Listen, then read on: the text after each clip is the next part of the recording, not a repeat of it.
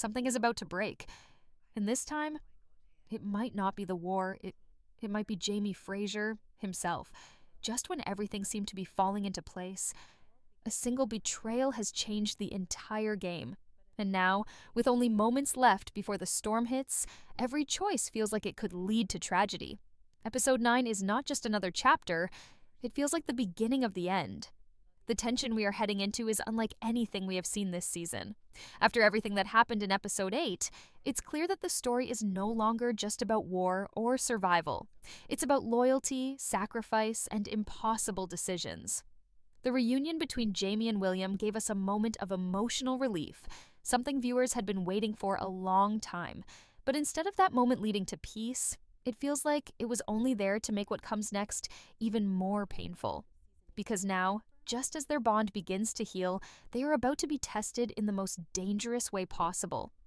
William's anger finally fading should have been a turning point, and in some ways, it is.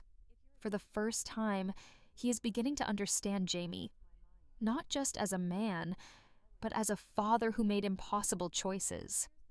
That emotional shift matters, because now William is no longer standing against Jamie, he's standing beside him. And that changes everything. Because when news of Lord John Grey's kidnapping reaches him, it won't just be a mission, it will be personal. The man who raised him, protected him, and shaped his life is now in danger. And William is not the kind of person who will stand back and do nothing. At the same time, Jamie is being pulled in two completely different directions. On one side, there is the Battle of King's Mountain, a moment that history itself is building toward. A battle that Jamie knows he cannot ignore. And on the other side, there is Lord John Grey, a man who has sacrificed so much for him, a man he owes more than words can ever explain. Choosing between war and loyalty is not just difficult, it's nearly impossible. And that is exactly where the tension of Episode 9 begins to rise. What makes this even more intense is the timing. Everything is happening at once. The war is no longer something in the distance. It is right at the doorstep. Preparations are being made, alliances are forming, and every second counts. Trying to rescue Lord John in the middle of all this could risk everything Jamie has worked for. But not going after him, that would go against everything Jamie stands for. And this is where we start to see the real conflict, not just on the battlefield, but inside Jamie himself. Then there is Claire and Brianna, whose reactions add another layer of mystery. They were supporting Jamie's decisions before, standing by him as the war approached. But now, suddenly, they want him to step away. That shift feels important. It doesn't feel random. It feels like they know something, or sense something, that hasn't fully been revealed yet. Claire, especially, has always had a deeper understanding of what's coming. And when she starts to hesitate, it usually means danger is closer than anyone realizes. And that brings us to the bigger question. What exactly is about to happen in this battle? Because the way everything is being set up, it doesn't feel like a simple victory or defeat. It feels like a turning point. The kind of moment where something irreversible happens. The kind of moment that could change the fate of multiple characters in one single move. At the center of all this is Jamie Fraser, standing on the edge of two paths. One leads to war, duty, and history. The other leads to loyalty, love, and sacrifice. And the truth is, no matter which path he chooses, there will be consequences. Heavy ones. Episode 9 is not just building tension, it is tightening it with every second. And the closer we get, the more it feels like something truly shocking is waiting on the other side. If there is one thing this episode is clearly building toward, it is action, but not the kind of action that gives relief. This is the kind that raises the stakes even higher. Because while the Battle of King's Mountain feels inevitable, there is another mission quietly forming beneath the surface. A mission that could be just as dangerous, if not more. The rescue of Lord John Grey is no longer just a possibility, it feels like something that is going to happen no matter the cost. And what makes this even more intense is who will be leading it. Jamie and William, a father and son who have only just found their way back to each other, are now being thrown into a situation where trust, timing, and courage will decide everything. This is not just about saving someone, it is about proving something. For William, it is about proving that he understands what truly matters. For Jamie, it is about proving that he will never turn his back on someone who has shown him loyalty, no matter how difficult the situation becomes. But let's not forget, they are not walking into a simple rescue. Captain Richardson is not the kind of man who makes mistakes easily. If Lord John Grey has been captured, it means this was planned. It means there is a purpose behind it. And that raises a very important question. What does Richardson actually want? Because taking Lord John is not just a random act. It feels strategic. It feels like a move designed to force Jamie into making a decision or to pull him away from the battlefield at the exact moment he is needed most. And if that is true, then this entire situation could be a trap. Think about it. Jamie is one of the most important figures heading into this battle. His experience, his leadership, his ability to read the situation, these are things that cannot easily be replaced. If someone wanted to weaken the forces at King's Mountain, pulling Jamie away at the right moment would be one of the smartest ways to do it. And using Lord John as bait? That would guarantee Jamie's attention. This is where the tension becomes almost unbearable. Because now, every move Jamie makes could be playing directly into someone else's plan. If he goes after Lord John, he risks losing control of the battle. If he stays for the war, he risks losing a man who has done nothing but protect and support him for years. There is no safe choice here, only risk. Meanwhile, William's role in all of this continues to grow. This is no longer the same young man we saw earlier in the season, driven by anger and confusion. This is someone who is starting to take responsibility, someone who is ready to act. And that makes his involvement in the rescue even more powerful. Because this could be the moment where William truly steps into his own, not as someone reacting to the past, but as someone shaping the future. At the same time, there is a quiet sense that this mission could change the relationship between Jamie and William even further. Fighting side by side, facing danger together, these are the kinds of moments that build bonds in a way nothing else can. But they also come with risk, because if something goes wrong, if one of them gets hurt, it could break everything they have just managed to rebuild. And while all of this is unfolding, the war does not stop. It continues to move forward, getting closer with every passing moment. Other characters will be stepping into position, decisions will be made, and the absence, or presence, of Jamie Fraser could shift the outcome in ways no one is fully prepared for. What makes this episode feel so powerful is that it is not focusing on just one major event. It is balancing two massive storylines at the same time, a rescue that feels urgent and personal, and a battle that feels inevitable and historic. And somehow, both of them are connected in a way that makes every choice even more dangerous. Because in the end, this is not just about what happens next. It is about what it will cost. As the episode moves deeper into its tension, one thing becomes painfully clear. Nothing is happening in isolation anymore. Every decision is connected. Every action has a consequence. And every character is being pulled into a larger force that no one fully controls. The kidnapping of Lord John Grey is not just a personal crisis anymore. It is becoming a trigger point for everything that is about to unfold. Jamie's situation is becoming more and more impossible with each passing moment. On one side, the Battle of King's Mountain is no longer a distant event. It is right there, waiting to erupt. He knows the importance of this fight. He understands what is at stake politically, strategically, and historically. Walking away from it, even for a moment, could change everything. But on the other side, there is Lord John Grey, someone who has stood by him through betrayal, war, and personal sacrifice. A man who, in many ways, represents loyalty in its purest form. And that is what makes this so difficult for Jamie. Because for him, loyalty is not something he can turn off when it becomes inconvenient. It is part of who he is. So the idea of leaving Lord John behind is not just a tactical decision. It is a moral failure in his eyes. And Jamie Fraser has never been a man who accepts that easily. But what makes this even more complicated is the pressure coming from outside.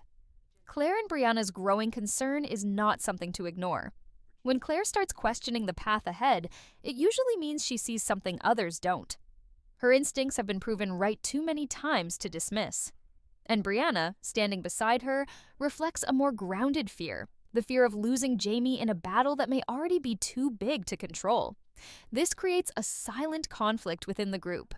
Jamie is ready to move forward, driven by duty and loyalty. Claire is hesitant, sensing danger that hasn't fully revealed itself. Brianna is cautious, trying to hold everything together. And William is stepping into the middle of it all, trying to prove himself in a situation that is far bigger than anything he has faced before. Meanwhile, the mystery around Benjamin Cleveland adds another layer of uncertainty. His presence in the war effort is not simple support. It feels unpredictable, even dangerous. A man who once referred to Jamie in a way that hinted at mistrust or hostility is not someone who can be fully relied upon. If he plays a major role in the battle, it could shift the entire outcome in ways no one can prepare for. Alliances in this moment are fragile, and trust is not guaranteed. And then there is Captain Richardson. The more we think about his actions, the more calculated they appear. Taking Lord John Grey at this exact moment is not coincidence. It feels deliberate, like a move designed to force chaos at the perfect time. If Jamie is pulled away from King's Mountain, even briefly, it could give opposing forces exactly the advantage they need. This is where the episode begins to feel like a carefully built trap. Every emotional connection is being used as leverage. Every bond is being tested under pressure. Jamie's love for his family, his loyalty to friends, his sense of duty, all of it is being pushed to a breaking point. And at the center of it all is a question that no one can answer yet. Is this story leading toward victory or toward sacrifice? Because the way everything is unfolding, it no longer feels like a simple battle for survival. It feels like something bigger, something that will demand a price from everyone involved. And the most dangerous part is, that price is still unknown. At this point in the episode's build-up, the emotional weight is becoming just as dangerous as the war itself.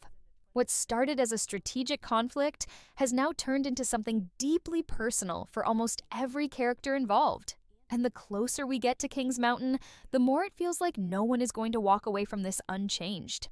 Jamie Fraser stands at the center of it all, but for the first time, his strength feels like it is being tested in every direction at once. He is not just a leader preparing for battle anymore. He is a father trying to reconnect with a son who only recently began to understand him. He is a friend facing the possible loss of someone who has always stood by his side. And he is a man carrying the weight of decisions that could affect lives far beyond his own. William's presence beside him changes everything. There is a quiet intensity in William now, something that wasn't fully there before. He is no longer acting out of confusion or anger. He is beginning to act out of purpose. And that purpose is slowly becoming clearer. The kidnapping of Lord John Grey has shifted something inside him. It is no longer about resentment or misunderstanding. It is about responsibility, about action, and possibly about redemption. But even as William steps forward, there is still a fragile line between him and Jamie. Their bond is growing, but it is not fully healed. Every shared moment carries emotional weight. Every decision carries history. And in a situation like this, where stress is constant and danger is closing in, even the smallest misunderstanding could reopen old wounds. Meanwhile, the situation with Lord John Grey continues to cast a shadow over everything. His absence is not just emotional, it is strategic. Lord John has always been more than just a supporting figure. He has been a stabilizing force, someone who bridges gaps between people, someone who understands loyalty in a way few others do. Removing him from the equation creates imbalance.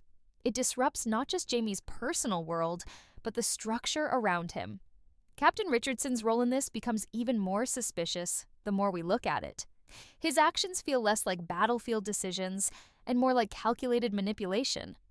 There is a sense that he is not simply participating in the war, he is shaping it, and using people like pieces on a board. If that is true, then the kidnapping is not just an act of aggression. It is a signal, a message, or worse, a setup for something much larger. And while all of this unfolds, Claire's emotional tension continues to rise in the background. Her instinct is telling her that something is not right. Not just in the immediate situation, but in the larger pattern of events. She has always carried a quiet awareness of when things are about to turn. And now, that awareness feels sharper than ever.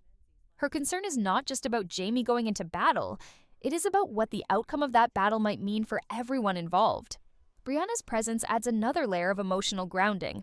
She represents the perspective of someone who understands both history and consequence. She knows that choices made in moments like these do not just disappear after the battle ends. They echo forward. And that awareness makes her hesitation feel justified, even when Jamie's determination remains firm. What makes this section of the story so powerful is the balance between motion and emotion. Everything is moving forward. Plans are forming, decisions are being made, alliances are shifting. But underneath it all, there is a constant emotional pressure building. Every character is carrying something unspoken. Fear, hope, doubt, loyalty, love. And as the episode continues to build toward its climax, it becomes increasingly clear that King's Mountain is not just a battlefield. It is a turning point. One that will not only decide the outcome of a war, but also redefine every relationship tied to it. Because once this begins, nothing will return to the way it was before. As Episode 9 pushes closer to its climax, everything starts to converge into one unavoidable truth. There is no version of this story where everyone comes out whole. The war, the rescue mission, the betrayals, and the emotional fractures are all tightening into a single point. And that point is King's Mountain, but the unsettling part is that the battle no longer feels like the only climax. It feels like a backdrop for something far more personal and far more devastating. The rescue of Lord John Grey now feels like the spark that could ignite everything at the wrong moment. Jamie and William moving in secrecy suggests urgency, but also danger. Nothing about this plan feels stable. Every step they take away from the battlefield is a step deeper into uncertainty. And yet, turning back is not an option anymore, not emotionally, not morally, and not strategically. Lord John is not just a prisoner.